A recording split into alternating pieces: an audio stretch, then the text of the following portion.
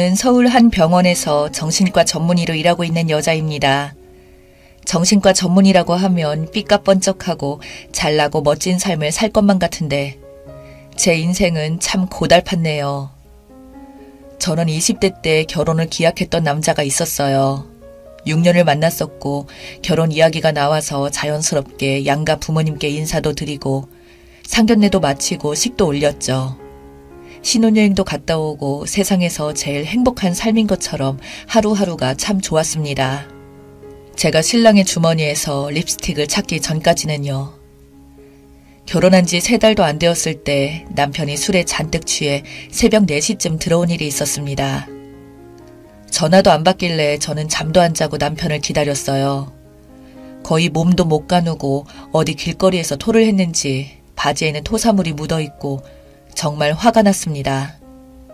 그런데 토사물 냄새보다 더한 건 어디서 뿌린지 모를 매우 진한 향수 냄새가 진동을 하는 거였어요. 남편이 쓰러지면서 바지 주머니에서 처음 보는 립스틱이 나왔고요. 그때 저는 눈치챕니다. 아, 이 사람 외도하는가 보다 하고요. 제 인생 끝나는 줄 알았습니다. 결혼한 지 3개월도 안 되어서 6년 사귄 내 전부라고 생각했던 남자가 날 두고 외도라니. 바로 남편의 핸드폰을 꺼내서 뒤지기 시작했습니다. 남편 핸드폰 비밀번호는 진작에 알고 있었고요. 잠깐 사진첩에서 사진 고를 때 비밀번호를 제게 알려준 적이 있었거든요. 비밀번호를 열어서 핸드폰 메시지함을 보니까 군대 동기들이랑 업소를 갔더라고요. 아예 그 군대 동기들이 업소 가기 위해 뭉친 것처럼 온통 메시지 내용들은 업소 여자였습니다. 그리고 더 충격적인 것은 남편이 업소에서 일하고 있는 여자에게 따로 돈을 쥐어주며 따로 만난다는 사실을 알게 되었고 그 여자와 만난 지 2년 정도 되었던 거였습니다. 저와 사귀고 있었을 때도 만났던 것이었죠. 제 앞에서는 저밖에 모르는 척 순수한 척하는 사람이 뒤에서는 다른 여자한테 첫눈에 반해서 지 월급 꼬라박으며 만나고 그 업소 여자로 추정되는 사람과 함께 나눈 대화가 가관이 아니었습니다. 마누라 얼굴이 못생겨서 밤마다 구역질나. 정 때문에 결혼한 거지. 오래 사귀니까 빼도 박도 못하겠더라. 그래도 내 주제에 어떻게 의사를 만나겠냐. 그거 하나 때문에 진행한 거지. 나는 진짜 너 같은 스타일이 좋아. 마르고 머리 길고. 너랑 계속해서 이렇게 만나자. 이렇게 지내자. 아, 집에 가면 머슴 같은 마누라 얼굴 봐야 하니 힘들어. 정말 날 너무 힘들게 한다. 뭐 대충 이런 내용이었습니다. 저는 그냥 짐 바리바리 싸서 남편 핸드폰 들고 친정집으로 향했네요. 친정에 이 모든 사실을 말하고 안 되겠다고 이혼해야겠다고 나는 용서 못할 것 같다고 내 속에서 화병이 생길 것 같다고 하여 그렇게 이혼 소송을 했습니다. 남편의 실수라고 제발 한 번만 용서해달라고 저를 붙잡았지만 한 번 정 떨어진 마음이 쉽게 돌려지나요? 그렇게 결혼한 지 100일도 되지 않아 별거하고 소송을 진행했고 약 1년간의 소송 끝에 저희 부부는 남남이 되었습니다. 그 사이 별별 일이 다 있었네요. 저희 언니가 상간녀를 찾아가 머리끄댕이를 잡고 싸다구 날리고 화가 난 상간녀가 저한테 복수한다고 저를 찾아와서 때리려고 하길래 제가 죽박 날리고 진짜로 발차게 날려서 쓰러뜨리는 사건도 있었습니다. 호리호리한 상간녀가 저처럼 덩치 큰 여자한테는 상대도 안 되었죠. 솔직히 그 전까지는 마음 약하고 상처도 잘 받는 성격이었는데 그 사건 이후로 저는 뭐 아주 억세질 대로 억세져서 바늘로 찔러도 피 한 방울 안 날 것 같은 그런 냉정한 성격으로 변했었습니다. 시간이 지나도 상처는 치유되지 않더라고요. 제 마음이 무거운데 환자들을 치료해야 하니 하루하루가 지옥 같았습니다. 내 정신도 온전하지 않은데 누가 누굴 치료해주지?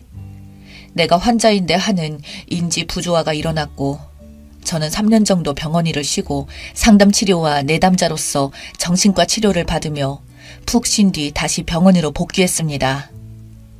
기독교인 제가 너무 힘들어서 점집도 가고 점도 보고 일이 안 풀리니 개명까지 하고 거의 반 미쳐서 별짓 다 했네요. 이름에 마가 끼었다고 하면서 이름을 바꾸라는 말에 50만 원이나 주고 이름을 받아 개명까지 하고 그렇게 저는 3년간 병원 치료를 받으며 마음을 돌본 후 다시 병원에 들어가 페이닥터로 일했습니다.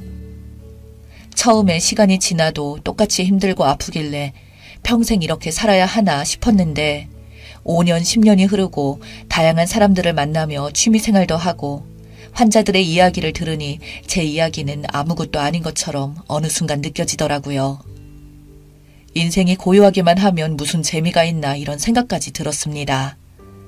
제가 전공하고 있는 과가 정신과이고 일 특성상 정말 세상에 별의별 이야기가 다 있으니 그런 사연들을 다 듣고 있으면 통달하게 된다고 할까요?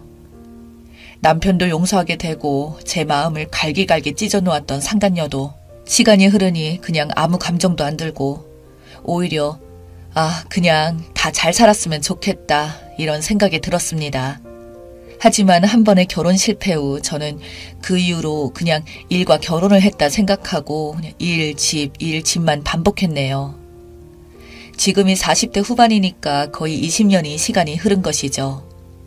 그렇게 평소와 같이 환자들을 보고 있었는데 상간녀 이름과 똑같은 여자가 알코올 관련으로 약을 처방받고 상담을 한다고 예약을 잡았더라고요.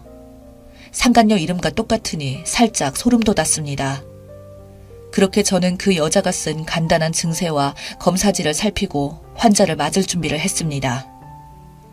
아직도 기억나는데 월요일 오전 11시에 첫 예약을 했던 그 여자가 상담을 받으러 제 방문을 열고 들어온 순간 저는 완전 굳어버렸네요. 이름만 똑같은 게 아니라 얼굴까지 똑같았습니다. 20년 전 내 인생 박살내버린 그 상간녀였습니다.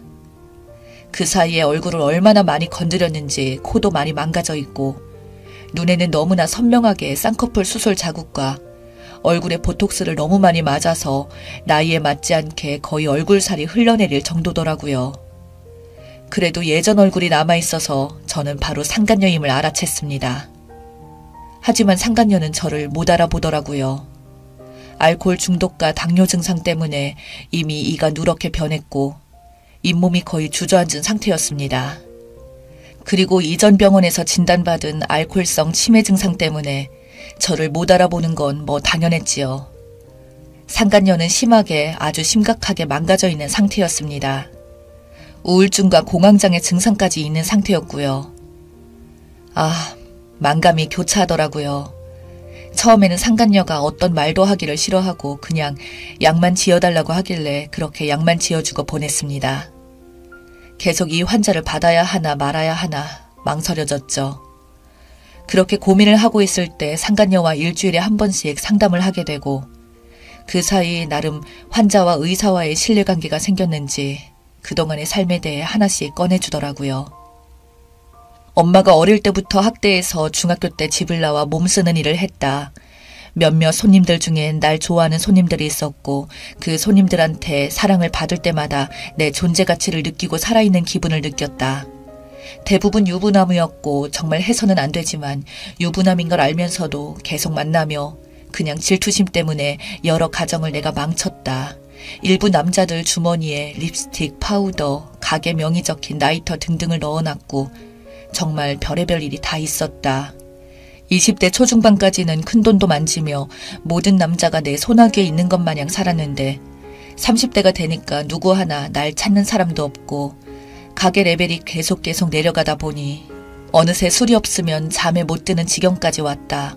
지금 너무너무 미안하다.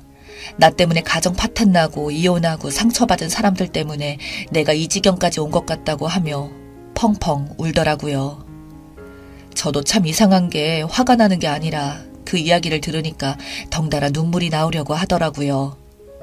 이 여자가 내 인생을 망쳤던 상간녀인데 나는 왜 이 여자에게 연민을 느끼고 있지 하는 복잡한 생각과 함께 참 인생이 기구하다 싶었습니다. 인간이 삶에서 어린 시절보다 더 강렬하면서 연약한 시절은 존재하지 않고 그때 받은 상처가 어른이 되어서 얼마나 큰 영향을 끼쳤는지 의사로서 잘 알고 있었기에 저 여자 탓만은 아니구나 싶었습니다. 어린 시절 가족에게서 무조건적인 지원과 사랑을 받지 못한 채로 자란 아이들은 자아 존중감 발전을 제대로 하지 못하고 성인이 되어 안 좋은 방향으로 속에 있던 분노, 불안 등을 표출하거든요.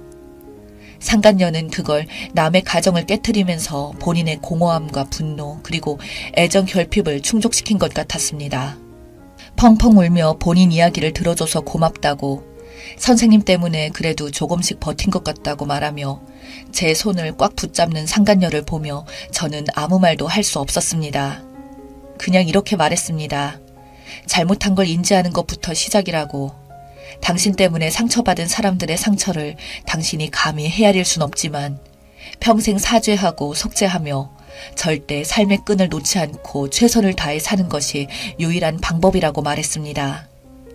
그리고 차마 당신 때문에 나도 상처받았다고, 나도 참 많이 힘들었다고 그 말은 끝내 하지 못했네요.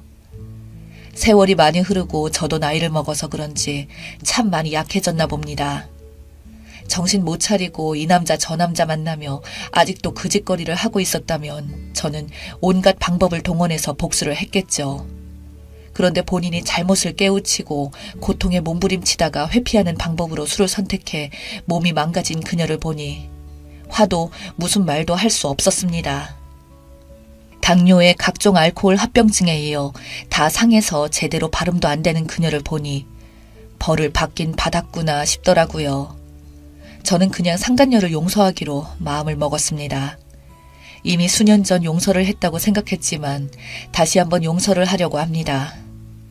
용서를 하는 게 결국 상간녀를 위한 게 아니라 저를 위한 것 같더라고요.